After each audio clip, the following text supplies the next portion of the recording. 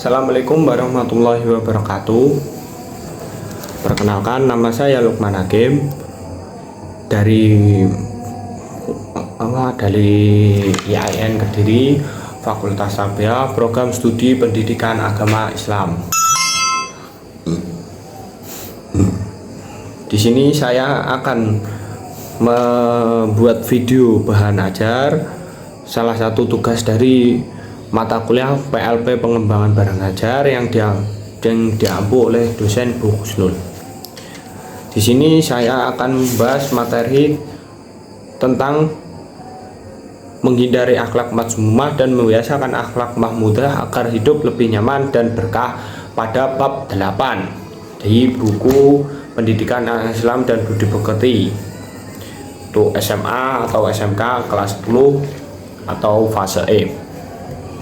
Untuk tujuan pembelajaran, setelah mempelajari materi ini, peserta didik mampu 1. Menganalisis manfaat menghindari sikap temperamental atau ghadab, menumbuhkan sikap kontrol diri dan berani dalam kehidupan sehari-hari. Pengertian ghadab, dalil ghadab, macam-macam dan manfaat ghadab. Yang kedua, menyajikan paparan tentang menghindari perilaku temperamental atau ghadab, menumbuhkan sikap kontrol diri dan berani. Yang ketiga, meyakini bahwa sikap temperamental, ghadab merupakan larangan dan sikap kontrol diri dan berani dalam perintah agama. Menghindari sikap temperamental, ghadab, dan membiasakan sikap kontrol diri dan berani dalam kehidupan sehari-hari.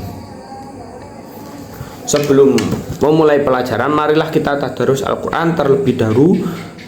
Quran Surat Al-Imran ayat 133 dan 134 yang berbunyi, Bismillahirrahmanirrahim.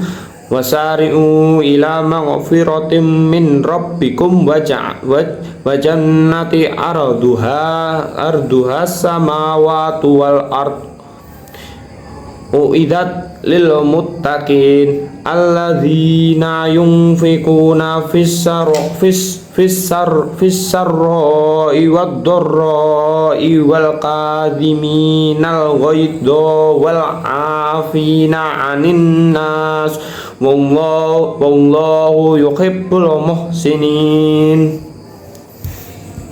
Oke, lanjut pada pembahasan materi. Bahasan materi ini yang pertama adalah menghindari sifat temperamental atau ghadab, membiasakan perilaku kontrol diri. Yang ketiga adalah membiasakan berani membela kebenaran. Pertama adalah menghindari sifat temperamental atau ghadab. Temperamental atau sifat mudah marah dalam bahasa Arab berasal dari kata ghadab, dari kata dasar ghadiba yaghdibu ghadaban. Menurut istilah, ghadab berarti sifat seseorang yang mudah marah karena tidak senang dengan perlakuan atau perbuatan orang lain. Lawan kata dari sifat ghadab adalah ridha atau menerima dengan senang hati, dan al-hilm atau marah hati, tidak cepat marah. Penyebab sifat temperamental itu ada dua, ya, yang ada di buku itu. Yang pertama adalah faktor fisik jasmaniah, yang kedua adalah faktor psikis rohaniah. Faktor fisik jasmaniah yang pertama adalah kelelahan. Orang yang secara fisik terlalu lelah dalam bekerja bisa saja hatinya menjadi sensitif, mudah tersinggung sehingga mudah marah. Yang kedua adalah kekurangan zat tertentu dalam tubuhnya.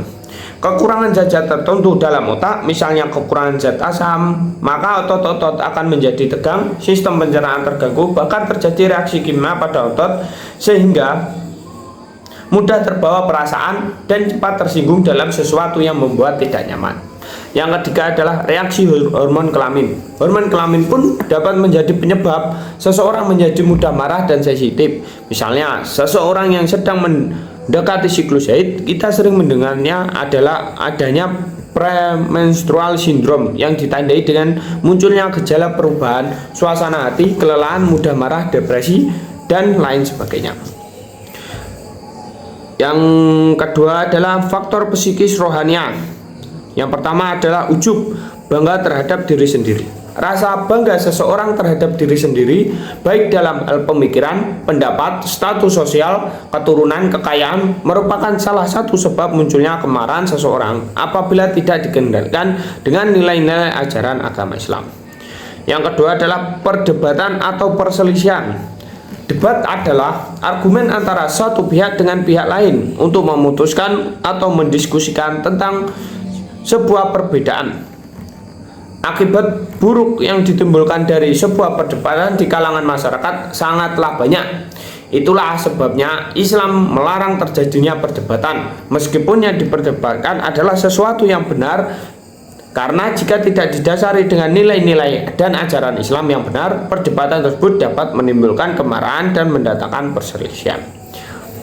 Faktor psikis yang ketiga adalah senda gurau yang berlebihan. Dalam kehidupan sehari-hari, kita sering menjumpai dan mengalami sekumpulan orang yang gemar bersanda gurau yang terkadang melampaui batas. Seringkali senda gurau tersebut menggunakan perkataan yang tidak berfaedah dan bisa menyakiti hati orang lain. Yang keempat yaitu ucapan yang keji dan tidak sopan. Ucapan yang berupa celaan, hinaan, umpatan, atau perkataan yang menyesakkan dada kepada orang lain adalah satu pemicu munculnya kemarahan seseorang. Yang kelima adalah sikap permusuhan kepada orang lain. Seseorang yang memiliki bibit kebencian dan tidak suka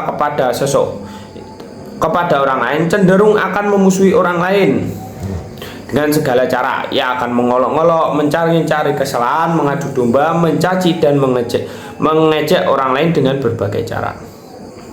Tingkatan sifat temperamental ghadab. Tingkatan sifat temperamental itu ada 3. Golongan marah yang berlebihan atau biasa disebut ifrat, golongan yang tidak memiliki sifat marah atau tafrid. Yang ketiga adalah golongan yang mampu berlaku adil dan profesional. Ifrat atau golongan yang marah yang berlebihan, yaitu golongan yang mengalami kesulitan dalam mengendalikan sifat pemarah, lalu bersikap berlebihan sehingga kehilangan kendali terhadap akal sehatnya. Yang kedua itu adalah tafrid, yaitu golongan yang tidak bisa marah. Golongan ini tidak akan menunjukkan sikap marah terhadap apapun, bahkan menghadapi urusan agama yang dihina maupun diinjak-injak oleh golongan lain pun mereka akan bersifat acuh. Yang ketiga itu adalah golongan yang mampu berlaku adil dan profesional, yaitu golongan yang berada di antara ifrat dan tafrid, tidak kehilangan sifat pemarah sama sekali, tetapi akan marah hanya pada saat-saat tertentu dengan kemarahan yang profesional. Yang selanjutnya adalah cara menghindari sifat temperamental atau ghadab. Yang pertama adalah membaca ta'awud. Hal ini dilakukan karena ajaran agama menyebutkan bahwa marah adalah hasutan dan perangai setan, sehingga agar tidak berkelanjutan dianjurkan kepada seorang yang sudah dihinggapi perasaan marah untuk segera membaca ta'awud. Lafaz ta'awud adalah a'udzubillahi minasyaitonir rajim. Artinya aku berlindung kepada Allah dari godaan yang terkutuk. Yang kedua adalah merubah posisi. Jika seseorang mendapatkan kemarahan pada saat ia sedang berdiri, hendaklah bersegera untuk duduk. Apabila kemarahannya tersebut tidak juga mereda, maka hendaklah segera berbaring. Hal ini karena orang yang sedang marah cenderung ingin lebih tinggi dari orang lain. Apabila posisinya lebih tinggi daripada sumber kemarahannya, maka ia bisa meluapkan dan melampiaskan kemarahan itu. Dan hal tersebut tentu saja sangat berbahaya. Oleh karena itu, Rasulullah SAW mengajarkan agar orang yang sedang marah mengambil posisi yang lebih rendah untuk meredam kemarahannya. Diam atau tidak. Yang selanjutnya, diam atau tidak berbicara. Pada seseorang yang sedang marah, maka emosi yang ada dalam dirinya akan meningkat, sehingga bisa menyebabkan seorang melakukan sesuatu yang berbahaya dan lepas kendali. Untuk itu, sebaiknya seseorang yang sedang marah sedapat mungkin berusaha untuk diam, tenang, rileks agar bisa meredam emosinya. Yang selanjutnya adalah berwudu. Air wudu dapat memberikan efek tenang bagi orang-orang yang sedang marah serta meredakan api kemarahan dalam hati agar tidak meledak dan menyakiti orang lain. Yang selanjutnya adalah mengingat wasiat Rasul dan janji Allah Subhanahu wa taala. Rasul sallallahu alaihi wasallam pernah berulang kali memberikan nasihat ketika seseorang meminta tanya, yaitu janganlah engkau marah. Rasul juga menyebut balasan yang luar biasa apabila seseorang mampu menahan amarahnya, sebagai mana sabdanya, barang siapa yang mampu menahan amarahnya sedangkan bisa saja ia melupakannya, Allah Subhanahu wa taala akan memanggilnya di hadapan para makhluk yang lain pada hari kiamat untuk memberikan pilihan baginya bidadari yang ia inginkan. Selanjutnya adalah manfaat menghindari sifat temperamental atau godok. Yang pertama adalah menghindari kebencian dan permusuhan. Ketika hati seseorang sedang dikuasai perasaan emosi dan marah dan tidak ada upaya untuk mengendalikan, maka akan sangat berpotensi menimbulkan tindak dan agresi yang bersifat destruktif sehingga mendatangkan kebencian dan permusuhan. Oleh karena itu, seseorang yang mampu mengendalikan sifat temperamental, maka sesungguhnya ia telah menghindari diri dari potensi permusuhan dan saling membenci dengan orang lain. Selanjutnya adalah membawa kebahagiaan. Kemampuan untuk menahan amarah memiliki keuntungan tersendiri bagi orang mukmin. Manakala seseorang mampu menahan amarahnya, maka ia akan merasakan ketenangan dan kebahagiaan serta terhindar dari kerugian. Akhlak seorang muslim yang salah satunya dapat dilihat dari bagaimana cara dia mengendalikan amarah.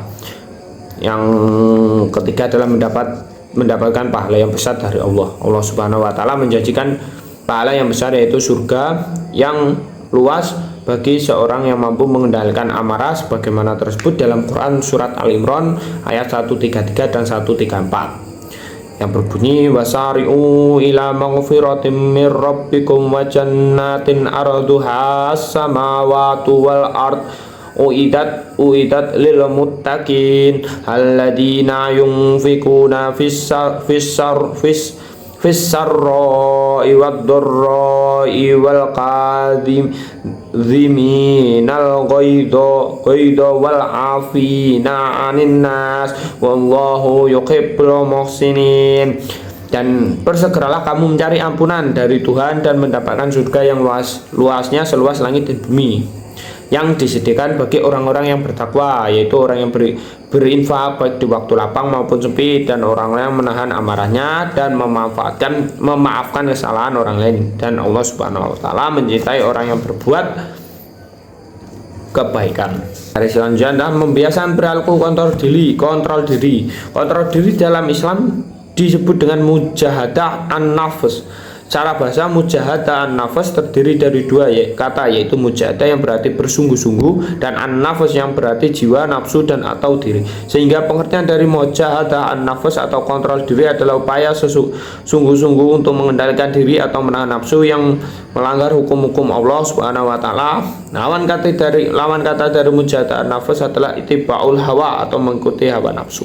Implementasi sikap kontrol diri dalam kehidupan, yaitu memikirkan risiko dan akibat dari setiap perbuatan. Seorang mukmin yang baik akan senantiasa berpikir dan mempertimbangkan akhir dari setiap perbuatannya. Dengan menahan diri sejenak, berpikir sebelum bertindak, menggunakan logika dan akal sehat untuk memikirkan akibat dari setiap tindakannya akan membuat seorang mukmin terhindar dari perbuatan yang buruk. Yang kedua adalah bersabar dan tidak tergesa-gesa dalam mengambil keputusan. Penerapan sikap kontrol diri dalam kehidupan sehari-hari dapat dilakukan dengan cara bersabar dan tidak tergesa-gesa dalam mengambil keputusan. Yang ketiga adalah memperbanyak zikir kepada Allah Subhanahu wa taala. Salah satu amalan yang dianjurkan untuk dilakukan setiap muslim secara rutin adalah memperbanyak zikir untuk mengingat Allah Subhanahu wa taala. Zikir adalah salah satu metode untuk meredam konflik dalam jiwa setiap mukmin. Banyak manfaat yang dapat diperoleh apabila kita gemar berzikir, yaitu semakin mendekatkan diri kepada Allah, menenangkan jiwa, menambah pahala serta menyejukkan hati yang sedang gundah. Yang keempat adalah berdoa memohon perlindungan Allah Subhanahu wa taala. Salah satu implementasi dari sikap kontrol diri bagi seorang mukmin adalah dengan berdoa memohon kesabaran, ketabahan dan kekuatan kepada Allah Subhanahu wa taala, supaya senantiasa sanggup menerima dan menghadapi cobaan sesuai dengan kadar kekuatan dengan cara-cara yang dibenarkan oleh syariat. Rasulullah Shallallahu Alaihi Wasallam mengajarkan kepada umatnya agar senantiasa menahan amarah dan mengendalikan diri ketika hati sedang bergejolak agar tidak hilang terganti. Alasan pentingnya kontrol diri dalam kehidupan adalah menjaga kehormatan diri. Seseorang dengan sense of dignity atau kepekaan terhadap harga diri dan martabat dirinya yang rendah biasanya juga memiliki kontrol diri yang rendah. Seorang yang memiliki martabat yang tinggi akan menjaga dan mengendalikan setiap tutur kata, perilaku, dan tindakannya agar tidak menyakiti orang lain. Dengan sendirinya, sikap tersebut akan melatih kita untuk menghormati orang lain, dan sebaliknya orang lain pun akan menghormati diri kita. Yang kedua adalah terhindar dari perilaku yang dapat merugikan orang lain. Kontrol diri merupakan salah satu cara dari dalam diri seseorang untuk menahan dan mengendalikan keinginan untuk melakukan sesuatu yang dapat berakibat buruk bagi diri sendiri dan orang lain, seperti sifat serakah, tamak, rakus, dan lain sebagainya. Apabila seseorang mampu mengendalikan sifat-sifat tersebut, maka ia akan terhindar dari hal-hal yang merugikan. Yang ketiga adalah menyelesaikan segala persoalan dengan pikiran yang jernih. Apabila seseorang muslim mampu mengendalikan diri, mengelola emosi dengan baik, maka ia akan terhindar dari perasaan stres, tertekan, dan kesulitan untuk berpikir dengan jernih dan fokus. Yang keempat adalah menjadi inspirasi teladan bagi orang lain. Seseorang dengan kontrol diri yang baik akan memiliki emosi yang stabil dan dalam situasi dan kondisi apapun. Ya, tetap akan mampu bersikap baik kepada orang yang membencinya, tidak berlebihan dalam menyikapi kegagalan maupun keberhasilan. Menerima dengan lapang dada apapun yang dialaminya, bersikap tenang meskipun berada di bawah tekanan, serta tidak keberatan untuk meminta maaf terlebih dahulu kepada orang lain. Materi selanjutnya contoh perilaku kontrol diri yaitu pertama dalam keluarga. Dalam keluarga kita dapat mengembangkan pola hidup sederhana, menghindari sifat tabzir, boros, dan istirahat berlebih-lebihan. Yang kedua adalah tidak menciptakan keributan dan pertengkaran dalam keluarga sehingga mengganggu ketentraman anggota keluarga yang lain. Yang ketiga adalah patuh kepada nasihat perintah orang tua, terutama yaitu berhubungan dengan perintah agama.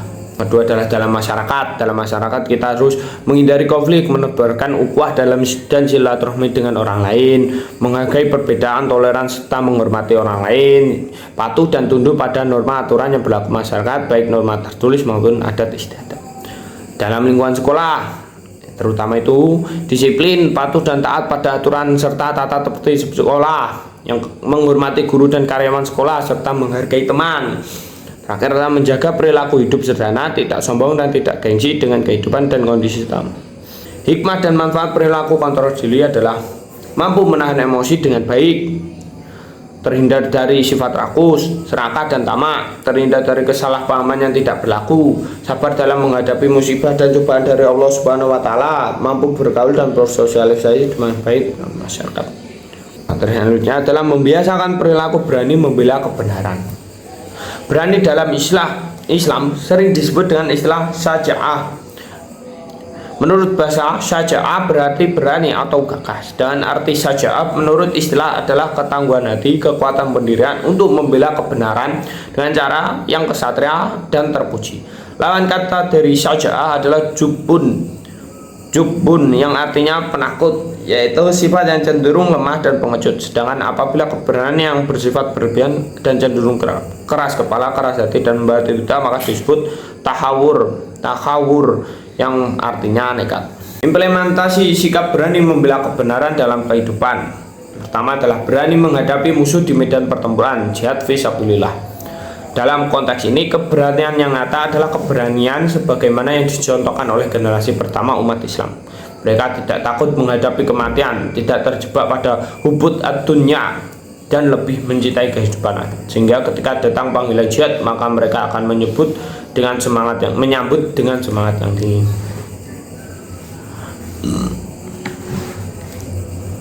Yang kedua adalah berani mengatakan kebenaran. Pada tatanan kehidupan saat ini, tidak semua orang berani untuk menyampaikan kebenaran karena khawatir terhadap resiko yang akan ditanggungnya. Lebih banyak orang yang tampil menjadi pengecut, bermain aman, dan dengan menyembunyikan kebenaran yang diketahuinya karena takut menghadapi resiko yang akan ditimbulkannya. Yang ketiga adalah berani menyimpan dan menjaga rahasia. Menjaga rahasia adalah perkara yang sangat penting, tetapi sulit untuk dilakukan pada era kemajuan teknologi saat ini. Tidak semua orang mampu menyimpan rahasia yang akan merupakan amanah yang harus senantiasa dijaga. Yang keempat, memiliki daya tahan tubuh yang kuat. Seseorang yang memiliki keberanian haruslah diimbangi dengan daya tahan tubuh yang besar, karena ia akan menghadapi kesulitan, penderitaan, dan risiko yang akan ada. Contohnya adalah peristiwa yang dialami Bilal bin Rabah yang memiliki daya tahan tubuh yang luar biasa dalam menghadapi siksaan kaum Quraisy demi mempertahankan akidah dan keyakinan Islam dalam dirinya. Yang kelima, mampu mengendalikan hawa nafsu. Rasulullah SAW telah bersabda bahwa orang yang disebut pemberani bukanlah orang yang kuat berkelahi, melainkan orang yang mampu mengendalikan nafsunya dengan baik karena menghindari murka dan berharap berkah dari Allah Subhanahu wa taala. Yang ke-6, berani mengakui kesalahan. Mengakui kesalahan bukanlah persoalan yang mudah, dibutuhkan keberanian tersendiri agar memiliki jiwa yang besar dan hati yang lapang untuk mengakui kesalahan. Yang ke-7, setiap muslim atau berani objektif menilai diri sendiri. Setiap muslim harus mampu melakukan muhasabah dan introspeksi ke dalam dirinya masing-masing untuk melihat kekurangan dan kelebihan diri sendiri sebelum melihat dan menilai orang lain. Faktor pembentuk sikap berani membela kebenaran dalam kehidupan. Yang pertama adalah takut kepada Allah. Keyakinan seseorang bahwa setiap yang dilakukan adalah dalam rangka menjalankan perintah Allah, niscaya tidak akan pernah muncul rasa takut terhadap apapun kecuali hanya takut kepada Allah. Yang kedua adalah mencintai kehidupan akhirat. Dunia bukanlah tujuan akhir dari seorang mukmin, melainkan sebuah wasilah dan jembatan antara menuju kehidupan akhirat. Ketika tidak takut menghadapi kematian. Kematian adalah sebuah keniscayaan karena semua makhluk hidup pasti akan mati. Jika ajal sudah datang, maka tidak ada kekuatan apapun yang mampu menghalanginya. Sehingga seorang muslim yang harus dilatih untuk berani menghadapi kematian kapanpun datangnya. Nomor 4, tidak ragu dengan kebenaran. Seorang muslim yang memiliki keyakinan terhadap kebenaran dan keadilan akan siap sedia menghadapi risiko apapun yang mungkin timbul. Yang ketiga, tidak materialistis. Dalam berjuang, ketersediaan materi memang mutlak diperlukan, namun bukan berarti segala-galanya harus dikalkulasi secara material. Yang keenam, berserah diri dan yakin akan pertolongan Allah. Orang yang memiliki keberanian untuk berjuang di jalan Allah tidak akan pernah merasa takut, karena ia akan senantiasa melakukan upaya yang selayaknya prosedur yang diajarkan agama, yaitu berusaha dengan keras diimbangi dengan doa, dan selebihnya tawakal dan berserah diri dengan segala ketetapan Allah. Yang ketujuh, kristalisasi pendidikan karakter dari keluarga, masyarakat, dan sekolah. Membentuk sikap syaja'ah memerlukan waktu yang panjang dan peran dari beberapa stakeholder, terutama catur pusat pendidikan terkait, yaitu campur tangan utama dari pola asuh dan pola didik dalam keluarga, faktor habituasi dan adat istiadat di masyarakat, program-program penguatan karakter dilakukan di sekolah, kajian dan penguatan di majelis taklim. Yang menjaga hikmah dan manfaat sikap berani membela kebenaran dalam kehidupan. Manfaat bagi diri sendiri adalah seorang mukmin yang memiliki sifat syaja'ah akan memiliki kualitas mental dan bersikap dewasa dalam menghadapi semua persoalan. Bagi keluarga yang mendidik dan membiasakan perilaku syaja'ah akan hidup dengan tentram dan nyaman, tidak akan takut kekurangan materi karena segala sesuatu dianggap sebuah kenikmatan.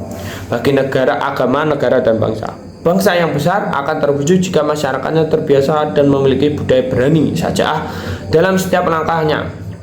Seandainya seluruh rakyat Indonesia, terutama masyarakat muslim, memiliki sifat syaja'ah, maka akan menjadi negara yang kuat, maju, dan terhindar dari tindakan melanggar hukum dan norma seperti korupsi, peredaran narkoba, terorisme, dan tindakan kriminalnya. Karena masyarakat dan penegakan hukum berani dan kompak dalam beramar ma'ruf nahi munkar. Oke, begitulah materi yang bisa saya sampaikan, kurang lebihnya mohon maaf, dan semoga ilmu yang kita pelajari hari ini bermanfaat fid dini wad dunya wal akhirah. Sekian, wassalamualaikum warahmatullahi wabarakatuh.